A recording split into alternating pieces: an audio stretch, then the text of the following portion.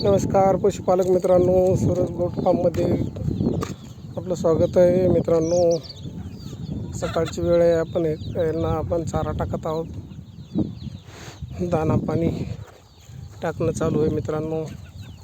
मित्रांनो हे बघा, ह्या गावरान ज्या कोंबड्या आहेत त्याचे एवढे बढिया अंडी निघतात. मित्रांनो, भरपूर असा पेस दिलेला आहे आपण याला फिरण्यासाठी. हे बघा, ही बाउंड्री तयार केलेली आहे.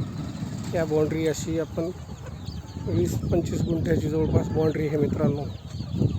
आणि याचे जे अंडे आहेत ते इतके हेल्दी आणि विटॅमिन भरपूर असतात की खाण्यासाठी योग्य पद्धतीनं मिळतात मित्रांनो. एकदम दर्जेदार अंडे, भरपूर कॅलरीज आणि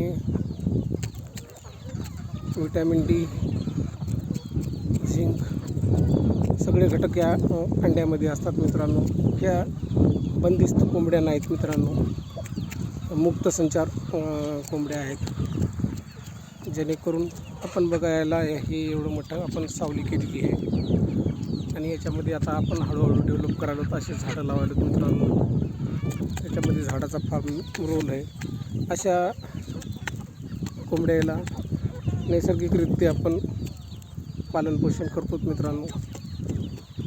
नैसर्गिकरित्या यायला असा स्पेस जर मिळाला तर याचे अंडे एवढे जबरदस्त निघतात आणि इतके शरीरासाठी चांगले असतात मित्रांनो.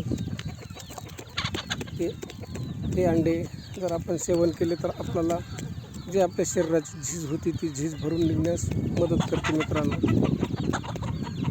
बघा, एवढा चतुर प्राणी असते मित्रांनो. आज आमचं बाळ आले आणि त्याची सवय नाही यायला. त्याला चारा टाकला तर हे चारा सोडून पळायलेत. नवीन माणसाला मधामध्ये ते सहन करीत नाहीत, भितात त्याला. ज्या माणसाची सवय लागली त्या माणसाला ते काही करत नाहीत. तर बघा, जवळ येऊन या कोंबड्या खाल्या आता.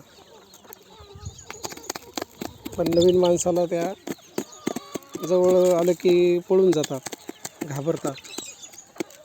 हा खूप पक्षी चतुर असते. याला गावरान पक्षी म्हणतात मित्रांनो. गावरान पक्षाचे सांगायचं तात्पर्य म्हणजे हा फिरणारा आणि निसर्गातून आपलं अन्न शोषून खाणारा प्राणी आहे. याचे अंडे खाण्यासाठी आपल्याला खूप शरीराला पोषक आहेत मित्रांनो. चला मित्रांनो, गरजू व्यक्तीपर्यंत पोहोचवा. जय जवान, जय किसान.